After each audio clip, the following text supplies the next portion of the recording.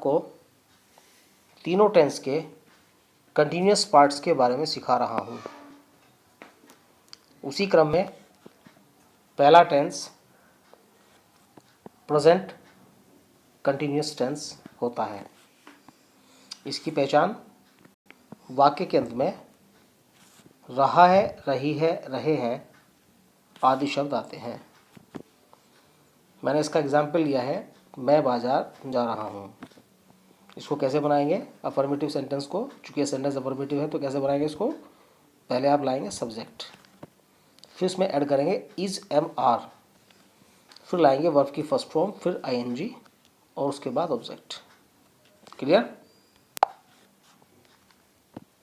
तो सेंटेंस का एग्जाम्पल क्या बन गया आपका, I am going to market, मैं बाजार जा रहा हूँ। इसमें ध्यान रखना है आपको, नॉट आई के साथ एम आएगा, सिंगुलर सब्जेक्ट के साथ इज आएगा और प्लूरल सब्जेक्ट के साथ में आर आएगा। क्लियर? चलिए आगे बढ़ते हैं।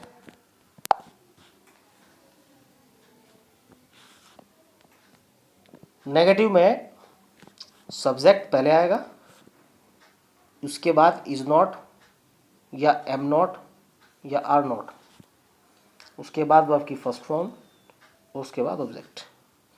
तो एग्जाम्पल आपका क्या बन गया, I am not going to market, यानी मैं बाजार नहीं जा रहा हूँ।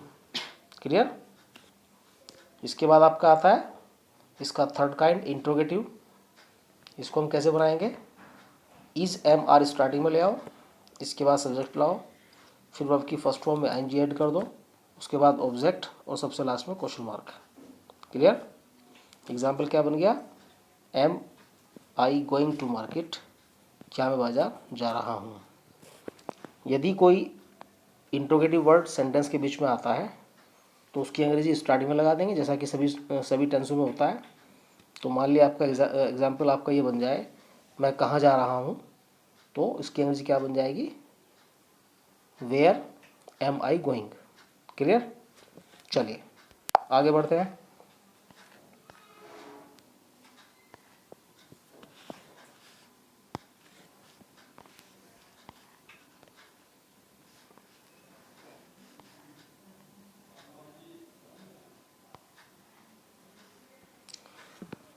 सेकंड टेंस आपका है पास्ट कंटिन्यूस टेंस।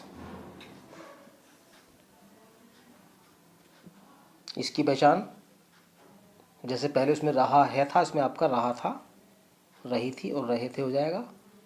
एग्जाम्पल मैंने वही उसको आगे चेंज कर दिया, मैं बाजार जा रहा था। इसका एफर्मेटिव का रूल क्या हो गया, पहले सब्जेक्ट लाओ, फिर वाज और वर इसमें ऐड करो, उसके बाद वर्ब की फर्स्ट फॉर्म में एनजी ऐड करो, फिर ऑब्जेक्ट। बाकी सब नियम वही है, केवल इसकी जो सहायक क्रियाएं हैं, जो उसकी हेल्पिंग वर्ब है, वो केवल चेंज हो जाएंगी, है ना। जो उसकी सहायक क्रिया है वही केवल चेंज करनी है आपको, और कुछ चेंज नहीं होगा। बाकी नियम सभी कंटिन्यूस में एक जैसे ही चलेंगे। तो यहाँ पे केवल आपका वाजवर ऐड हो गया, वहाँ पे आपका इज आर एम था, यहाँ आपका वाजवर आ गया। क्लियर? तो एग्जाम्पल आपका क्या हो गया, एग्जाम्पल आपका हो गया I was going to market, मैं बाजार जा रहा था। क्लियर? नेगेटिव कैसे बनाएंगे, नेगेटिव में सेम उससे हो जाएगा, यहाँ वाज नॉट और वर नॉट आ जाएगा, बाकी जुगत रहेगा एज इट इज। चलिए आगे बढ़ते हैं।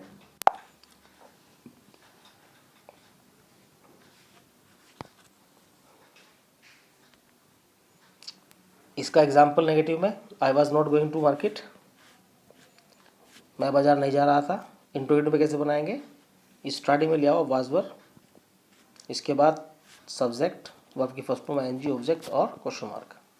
एग्जाम्पल कैसे बन जाएगा, was I am going, was I going to market, क्या मैं बाजार जा रहा था। इसमें ध्यान क्या रखेंगे आप, ध्यान ये रखना है आपको कि आई के साथ या सिंगुलर सब्जेक्ट के साथ में आपको वाज लगाना है ना, और प्लूरल में आपको क्या लगाना है, वर लगाना है। क्लियर हो गया? चलिए आगे बढ़ते हैं।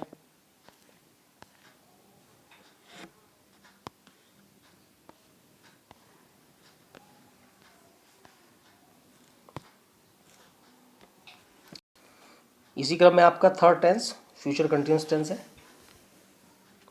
इसकी पहचान में भी आपका रहा होगा, रही होगी, रहे होंगे हो जाएगा। एग्जाम्पल मैंने वही लिया है आगे, मैं बाज़ार जा रहा हूँगा। अफर्मेटिव में नियम, बाकी नियम जुगतु है, केवल आपकी हेल्पिंग वर्ब ही आपको बदलनी है। वहाँ पे आपका चेंज करना है, आपको विल बी और शैल भी आएगा, बाकी जुगतु रहेगा, है ना। एग्जाम्पल आपका मैं बाज़ार जा रहा हूँगा, तो क्या बन जाएगा, I shall be going to market. Clear. Negative part लेते हैं इसका।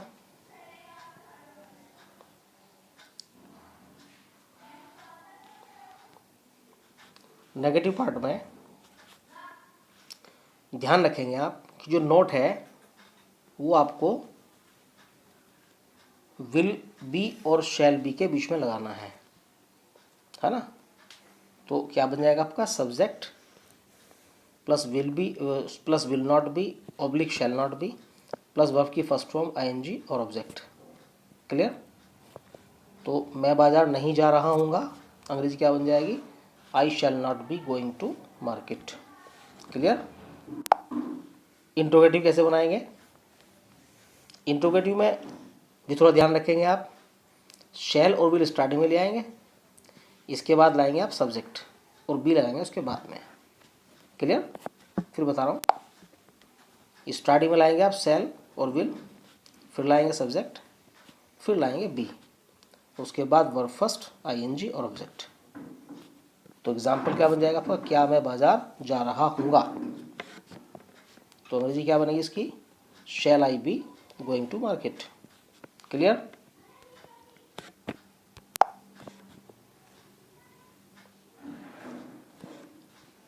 इसमें नोट, आपके नोट क्या है इसमें, आई और वी के साथ आपको शैल भी आएगा, ये ध्यान रखेंगे आप, है ना।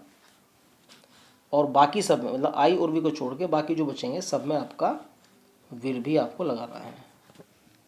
क्लियर। इस प्रकार से आपके तीनों टेंस के कंटिन्यूस पार्ट पूरे हो जाते हैं। इसको आप ध्यान से समझेंगे। यदि किसी भी आपको टेंस में कोई दिक्कत आपको आ रही है तो आप मुझे कमेंट बॉक्स में कमेंट करके पता कर सकते हैं। कृपया करके मेरे चैनल को लाइक करें, शेयर करें और सब्सक्राइब करें। धन्यवाद।